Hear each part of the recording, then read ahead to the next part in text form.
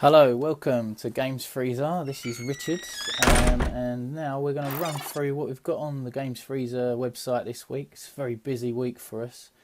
We've got loads going on, lots of reviews, lots of articles, some opinion pieces, and some gaming memories. All the usual stuff you normally find on Games Freezer. So one of the key articles from this week is what's on your SNES Mini Wishlist. So yeah, we've obviously had the NES Mini come out, or the NES Classic, and that was really popular. And now we're obviously anticipating the possibility of Nintendo giving us what we really want, a SNES Mini. Just imagine that little handful of joy, full of all the retro gaming games from the SNES era. So that's one of the best articles on the site this week. The NES Mini got a lot of Nintendo fans excited last year as Nintendo launched a mini retro marvel to the world, packed with 30 fan favourites. The stampede to pre-order was audible and the excitement created was tangible. As someone who loves the retro gaming scene, this was a brilliant concept, and I love the discussion it promoted around the reliving of those golden days of the Nintendo Entertainment System.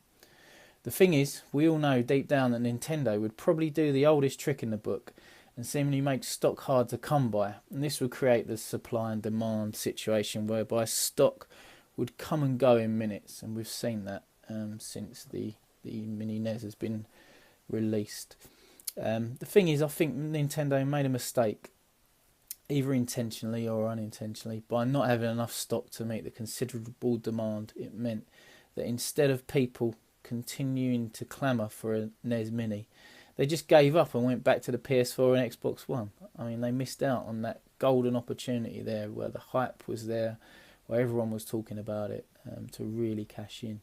So I think Nintendo have overestimated the passion for the product in the long term and lost out on the moment of nostalgic peak that they had skillfully created through putting the childhood memories back in front of people's eyes. I feel that the NES Mini would have sold even better if they'd have stocked considerably more units rather than just playing the tired old marketing trick that they generally play as they did with the Wii. And if they'd have stocked more units, they could have sold so many more. So who remembers the Wii and the Wii balance board? Do you remember that madness that was around in the days when stock checker websites seemed to spring up everywhere? But I'd like to say that Nintendo would have learned that times have changed. We all still love Nintendo, but in this area they really missed a trick with the NES Mini. It should have been the present for Christmas that almost every gamer could get their hands on. They should have made it available for everybody, as many people as possible. It should have been the thing that gamers who no longer game, there'd be a lot of those out there, those people who no longer games could play and maybe reignite their video games passion. The people who have moved on in their lives and maybe not clung on to video games or thought that maybe they were too old for them. You're never too old for video games.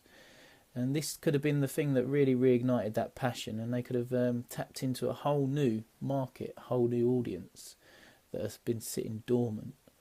Maybe those gamers who would re-enter the gaming community were then taken up the hobby again and be potential Nintendo Switch purchasers. I mean, I'm sure they need as many of those as they can get. Instead, we've seen some more savvy gamers take on the small technical challenge of getting a Raspberry Pi up and running. So instead of using a NES Mini, they've come out with, well, you know what, I can't get my hands on one of those. I can get my hands on a Raspberry Pi, do a simple bit of downloading onto an SD card and get that Raspberry Pi up and running into a retro gaming machine that can rival anything. You can play anything on those, and they are really good. And the front end on the Retro Pi is absolutely fantastic. It's spot on. So yes, the NES Mini probably could have been seen a success, but it could have been so much more. If Nintendo had moved away from these tired old marketing tactics. Like many gamers, I'm also keen to see whether Nintendo follow up the NES Mini with a Super Nintendo Mini. Now that would be the dream. For me, this would be a must-have purchase. But if it descended into the farce that we've seen with the NES Mini, then it would put me off slightly, leave me with a bit of a sour taste in my mouth because of the fact we've seen it all before. Let's hope Nintendo learn from their mistakes. So, if I were to make a wish list for the SNES Mini, it would probably consist of the few things below that I'm going to go through. So I'd like the ability to plug in the original SNES cartridges.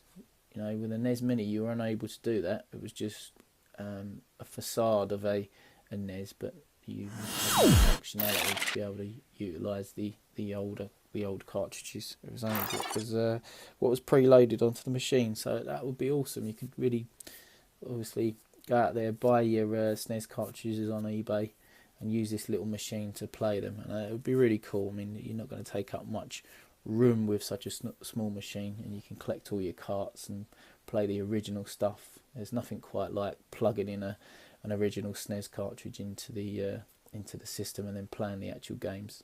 That would be really awesome. The ability to download classic games directly to the Mini NES, so NES, by Nintendo Virtual Console. Now you should think this would be pretty simple. They've got the infrastructure there. Not sure why they didn't do it with a NES Classic. So why not up the game a bit, open up the catalogue to all those classic SNES games, get control of the market, because obviously there's a massive ROMs market out there at the minute that's enabling people to be able to download as many ROMs as they would like without Nintendo seeing any of that business. So why don't they put that into the Virtual Console, gain control of it, and really make a retro gaming arm of Nintendo? And it would be strong, because there's a massive community out there right now that would love to be able to get their hands on those games. A lot of them are a bit too pricey if you're going to buy the original, that people will tend not to.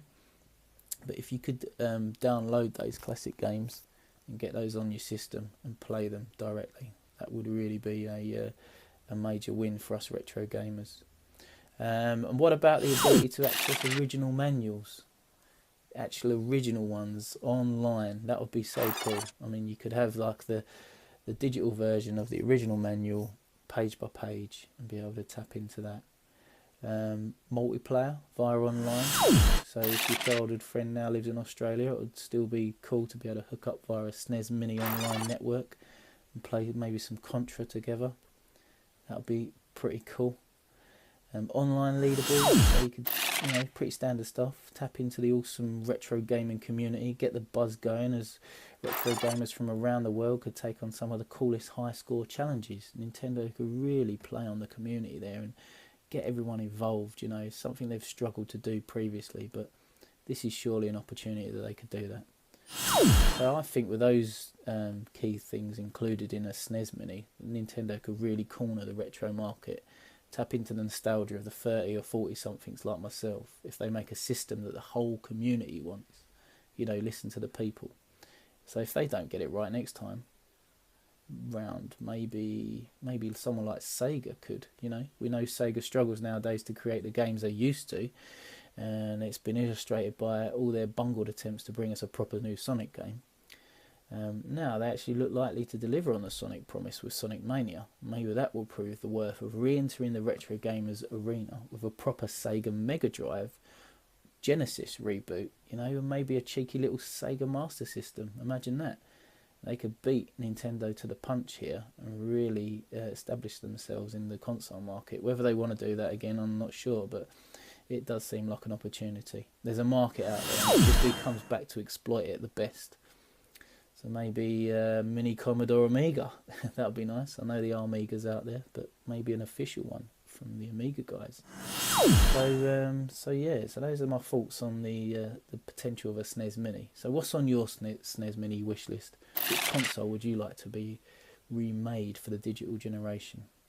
Why don't you go to www.gamesfreezer.eu, read my article on this, and see if you can leave us a comment, or even get in contact via email, gamesfreezer@gmail.com.